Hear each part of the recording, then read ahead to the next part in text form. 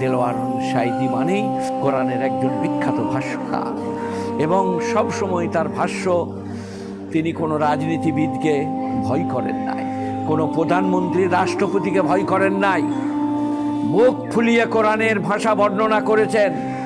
এ পৃথিবী আল্লাহর, এখানে আল্লাহর হুকুমত চলবে, এ বক্তব্য দেলোয়ার হোসেন সাঈদী সাহেবের মুখেই মানিয়েছে। আমরা কিন্তু বক্তব্য রাখি, কিন্তু যেন সরকার রুষ্ট না হয়ে যায়, সরকার বিরোধী না হয়ে যায় আমাদের কথা, এটা আমরা লক্ষ্য রাখি, কায়দা করে বলি। দেলোয়ার হোসেন সাঈদী সাহেব সে ব্যাপারে পরোয়া করতেন না। তিনি কোরআনের আয়াতকে নির্ভীকভাবে বর্ণনা করতেন এবং তার ব্যাখ্যা করতেন।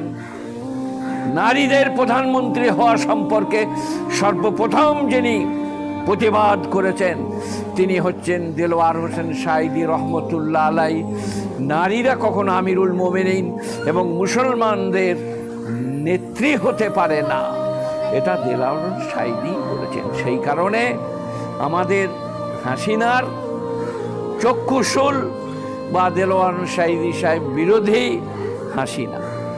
যাই হোক, তাকে জেলে দিল কোনো বাহানায়, জেলে রাখলো, তারপরে হাটের ব্যাপার বলে নিয়ে এসে তারপরে তিনি মারা গেলেন। এটা আমার থেকে আপনারা সবাই বেশি শুনছেন, টেলিভিশনে, টিভিতে, বক্তব্যে, বর্ণনায় নানাভাবে জানছেন। আমি একটু জানছি, মৌলবি লোক। কাজেই দেলোয়ার হোসেন সাহেবের বক্তব্য সাক্ষী দিচ্ছে তিনি একজন মুওয়াক্কিদ, তৌহিদের 1 নম্বর খাদেম। আল্লাহ ছাড়া কার উপাসনা, অর্চনা, আরাধনা, স্তুতি, বন্দনা চলবে না, এ বক্তব্য দেলোয়ার হোসেন সাঈদী সাহেবের মুখেই সাজে। আমরাও বলি, কিন্তু আমরা অনেক বড় লোককে, অনেক এমএলএ এমপিকে তোষামোদ করি, খাতির করি, কিন্তু দেলোয়ার হোসেন সাঈদী বাংলাদেশের যত জজমেন্ট, বাংলাদেশের আপনার দিকে লোকসভা, বিধানসভার, লোকসভাও নাই, বিধানসভার সমস্ত এমএলএ এমপিকে তুলোধনা করেছেন যারা আপনার দিকে কোরআনের বাইরে কিছু করছে।